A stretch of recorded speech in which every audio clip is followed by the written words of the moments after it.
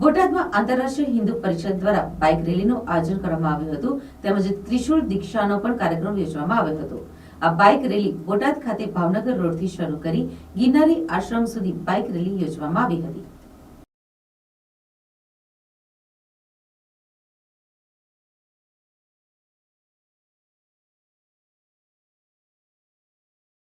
આ બાઇક રેલીનો મુખ્યત્વે હેતુ એ છે કે અયોધ્યામાં રામ મંદિર બનવા જઈ રહ્યું છે અને આ રામ મંદિર માટે ઘણા લોકોએ જે તે વખતે બલિદાન આપ્યા છે અને સમગ્ર દેશમાંથી પણ આ મંદિર માટે સારો એવો સહકાર પણ મળ્યો છે। ત્યારે સમગ્ર દેશમાં અયોધ્યામાં બની રહેલ રામ મંદિર અંગે ઉત્સાહ ફેલાયેલો છે। ત્યારે આંતરરાષ્ટ્રીય હિન્દુ પરિષદ દ્વારા સમગ્ર દેશમાં અયોધ્યામાં બની રહેલ રામ મંદિરના ઉદ્ઘાટન માટે પ્રચાર પ્રસાર અને રેલીનું આયોજન કરવામાં આવી રહ્યું છે। ત્યારે બોટાદ ખાતે પણ બાઇક રેલીનું આયોજન કરવામાં આવ્યું હતું।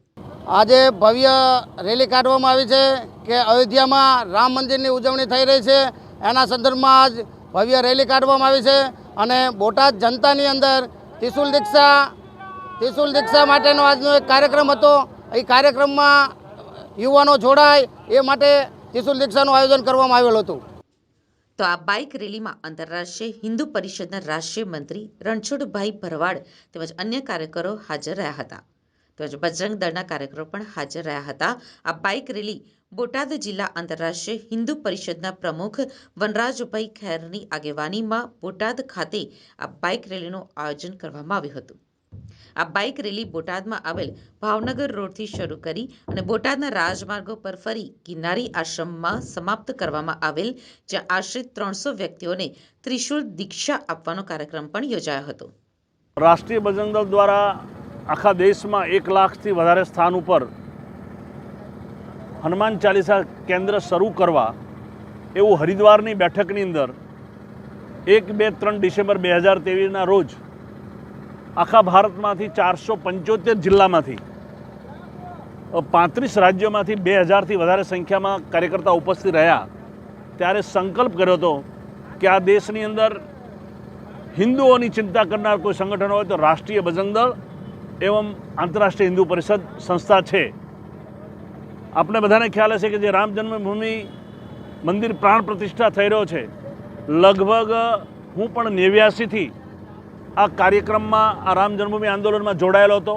એ ચાહે કાર સેવા હોય, 90ની હોય, ચાહે 6 ડિસેમ્બર 1992નો કાર્યક્રમ હોય, રામશિલા રામ પૂજનનો કાર્યક્રમ હોય, આ બધા જ કાર્યક્રમમાં અને આ હિન્દુત્વના જાગરણમાં એવા મહાનાયકો એટલે આંતરરાષ્ટ્રીય હિન્દુ પરિષદ અને રાષ્ટ્રીય બજરંગ દળે નક્કી કર્યું છે કે ભગવાન રામના મંદિરની પ્રાણ પ્રતિષ્ઠા વખતે 14મી જાન્યુઆરીથી 22મી જાન્યુઆરીની અંદર રાષ્ટ્રીય બજરંગ દળ અને આંતરરાષ્ટ્રીય હિન્દુ પરિષદ દ્વારા સમગ્ર દેશની અંદર આહવાન કરીને એ 450 વર્ષ જૂનો જે ઢાંચો એટલે કે લગભગ 25 પેઢીના જે કારસેવકો હુતાત્માઓ છે એ 25 પેઢીને એને ધન્યવાદ કરશું।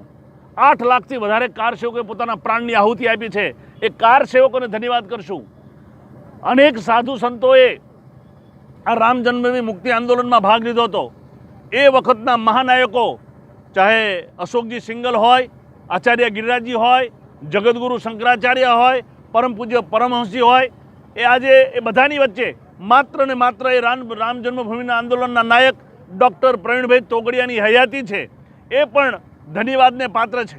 2018થી રાષ્ટ્રીય બજરંગ દળ અને આંતરરાષ્ટ્રીય હિન્દુ પરિષદ સમગ્ર દેશની અંદર જે હિન્દુત્વની સુરક્ષા માટે, હિન્દુની સલામતી માટે, હિન્દુના વિકાસ માટે, આ દેશને બચાવવા માટે ચાહે આતંકવાદ વિરુદ્ધ હોય, ચાહે રાષ્ટ્ર વિરોધી પ્રવૃત્તિ કરનાર લોકોની સાથે હોય, એ રાષ્ટ્રીય બજરંગ દળ એના માટે ત્વરિત છે। એના ભાગરૂપે મેં કહ્યું એમ 14મી જાન્યુઆરીથી 22મી જાન્યુઆરી સુધી જે આ વિજય ઉત્સવ, જે આનંદ ઉત્સવ છે, એ 8 કરોડ દીવાઓને પ્રજ્વલિત કરીને સમગ્ર ભારતમાં જેણે સવા રૂપિયો આપીને 8 કરોડ રૂપિયા જેણે આ રામ મંદિરના નિર્માણ માટે આપ્યા હતા, એ બધા જને ધન્યવાદ આપીને આ મહોત્સવની ઉજવણી કરશું। એના ભાગરૂપે આજે બોટાદની અંદર અમારા પ્રાંતના રાષ્ટ્રીય બજરંગ દળના અધ્યક્ષ વનરાજજી ખેર, પ્રાંતના મહામંત્રી નિર્મલસિંહ ખુમાણ, અધ્યક્ષ વાલેરાભાઈ આહિર, આ બધા જ કાર્યકર્તાઓ એકત્ર થઈને અહીંયાથી શુભારંભ કરી રહ્યા છીએ કે આ દેશમાં રાષ્ટ્રીય બજરંગ દળના માધ્યમથી સમાજની સુરક્ષા, સમાજની સલામતી, સમાજની સમૃદ્ધિ, યુવાનોની રોજગારી, કિસાનો માટેની ચિંતા, બાળકોની ચિંતા, આ બધા જ પ્રકારના સર્વાંગીણ વિકાસનું કામ જો અત્યારે કરી રહ્યું હોય તો આંતરરાષ્ટ્રીય હિન્દુ પરિષદના રાષ્ટ્રીય બજરંગ દળ કરી રહ્યું છે. એના ભાગરૂપે આપને બધાને ખબર છે આજે રામ જન્મભૂમિ ન્યાસ સમિતિ દ્વારા આંતરરાષ્ટ્રીય હિન્દુ પરિષદના સ્થાપક ડૉક્ટર પ્રવીણભાઈ તોગડિયાને નિમંત્રણ આપવામાં આવ્યું છે. એ નિમંત્રણ એટલે રાષ્ટ્રીય બજરંગ દળ અને આંતરરાષ્ટ્રીય હિન્દુ પરિષદ એ સમાજ માટે પ્રસ્થાપિત થયેલી સંસ્થા જાહેર થઈ છે. અત્યાર સુધીના સંઘર્ષ સામે જે કામ કરી રહ્યા હતા, હિન્દુત્વ માટે કામ કરી રહ્યા હતા, એ બધા લોકોને ખ્યાલ આવ્યો કે રાષ્ટ્રીય બજરંગ દળ અને આંતરરાષ્ટ્રીય પરિષદ હિન્દુ પરિષદ એ સમાજ માટે કેટલું હિન્દુ સમાજ માટે કાર્ય કરી રહ્યું છે. તો આવનાર સમય 14મી થી 22 જાન્યુઆરી સુધી સમગ્ર દેશમાં વિજયોત્સવ, રામ મંદિરની પ્રાણ પ્રતિષ્ઠાનો અભિવાદન ઉત્સવ, એમાં 8 કરોડ દીવાઓના માધ્યમથી અનેક મહાનુભાવો જે નાયક હતા એ નાયકો, જે રામ જન્મભૂમિના નાયકોને યાદ કરીને એના સમગ્ર દેશની અંદર ફરીથી આનંદ ઉત્સાહ થઈ રહ્યો છે. એના ભાગરૂપે આજે બોટાદમાં ત્રિશુલ દીક્ષાનો કાર્યક્રમ છે. આપ સૌને વિદિત થાય કે આ સમાજ સુધી આ વિસ્તાર પહોંચે.